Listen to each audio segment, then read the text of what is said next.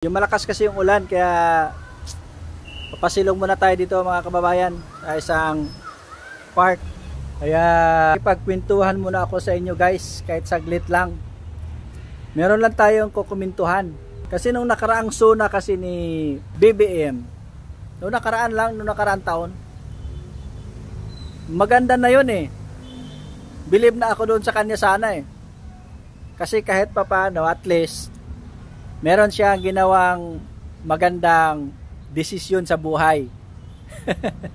Mahirap mag-decide noon. Yung ban mo yung pugo sa Pilipinas, mahirap yun kasi marami kang masasagasaan noon ng mga malalapit sa'yo. Pero nag-decide siya, di ba? Kaya binigyan siya ng standing ovation ng mga crocodile tsaka magnanakaw sa Congress. I mean, yung mga congressman sa Congress ba, saka mga senador, di ba? Binigyan siya ng standing ovation doon, pinalakpakan siya. Ito guys, oh, pakita ko sa inyo. Tingnan nyo ha.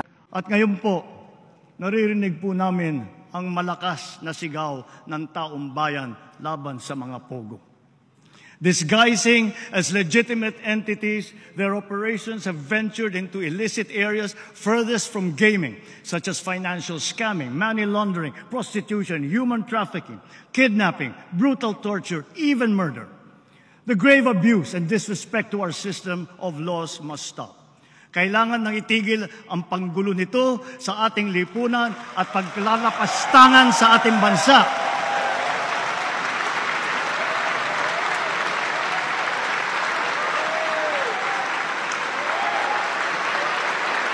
Effective today, all pogos are banned.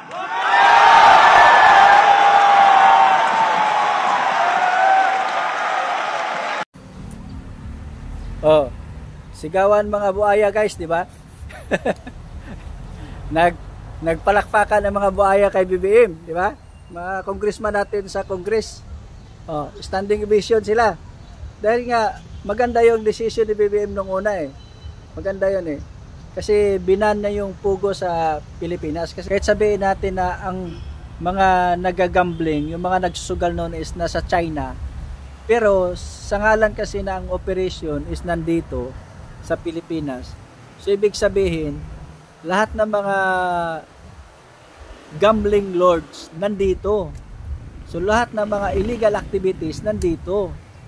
Kaya walang magandang naidulot yun. Puro lang kaguluhan, prostitution, drugs, at saka human trafficking. So lahat ng mga heinous crime.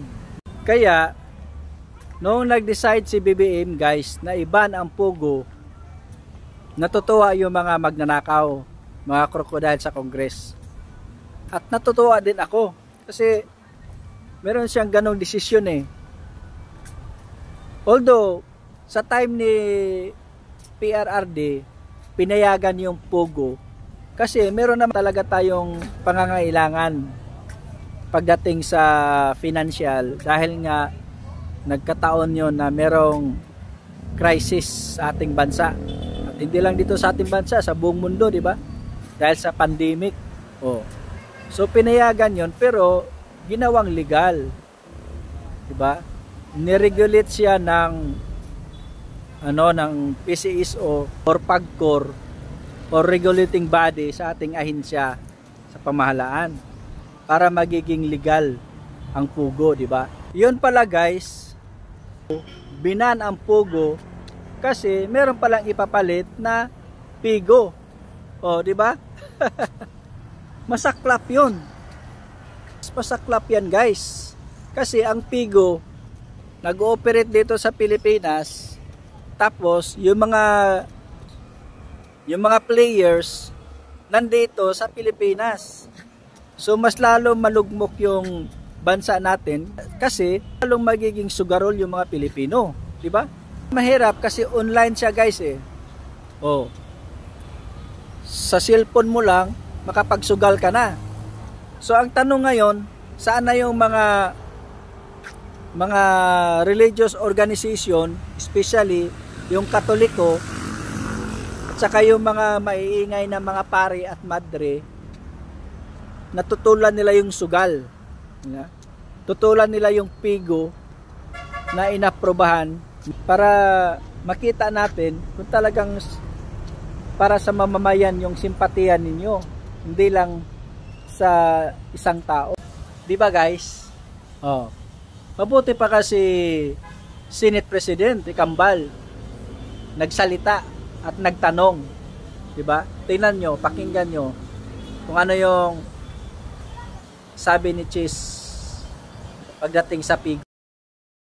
Alam mo yun ang hindi ko maintindihan sa totoo lang. Binan natin ang Pogo. Gustong ipagbawal sa pamamagitan ng batas ang Pogo. Ang Pogo, ang ibig sabihin ay Philippine Offshore Gaming Operations. Yung mga dayuhan yung nagsusugal dyan. Dayuhan ang nasisira ang pamilya, nalululong sa sugal, nawawala ng pera dahil sa sugal. Pinagbawal natin. Pero pinayagan natin yung PIGO, Philippine Inland Gaming Operations. Kung saan ang nagsusugal ay Pilipino, hindi dayuhan, ang nawawalan at naubusan ng pera ay Pilipino at hindi dayuhan, at malamang sa malamang, yung mga dating Pogo ay nagtatago sa likod ng PIGO. Exactly, di ba? Ito yun, may punto yun. Maaring ang nag-ooperate sa Pogo ay siya lang din nag-ooperate sa PIGO. Oh. Marahil, dapat ay tingnan at reviewin din ito dahil yung mga sinusubukan nating iwasang masasamang bagay, pagkakamali, pagkukulang, ay tila nandyan din sa PIGO na ang tatamaan pa ay sarili natin mismong mga kababayan at hindi mga dayuhan lamang.